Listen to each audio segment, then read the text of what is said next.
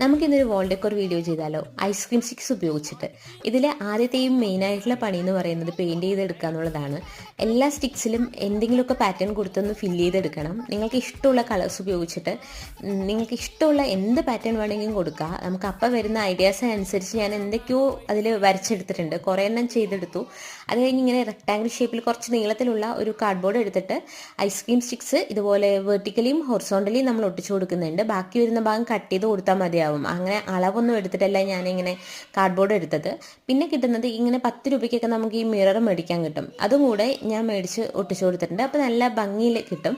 നൂലിൽ ഇങ്ങനെ ചുറ്റി കട്ട് ചെയ്ത് കൊടുത്തിട്ട് അതിൻ്റെ താഴെയായിട്ട് ഒട്ടിച്ചു കൊടുക്കുന്നുണ്ട്. നമുക്ക് ഹോൾഡ് ചെയ്യാൻ വേണ്ടിയിട്ടുള്ളൊരു നൂലും കെട്ടി കൊടുത്തിട്ട് ബാക്കിൽ കവർ ചെയ്ത് നിൽക്കാൻ വേണ്ടിയിട്ട് ഒരു പേപ്പറും ഒട്ടിച്ചു കൊടുത്തു. പരിപാടി ഇത്രയേ ഉള്ളൂ.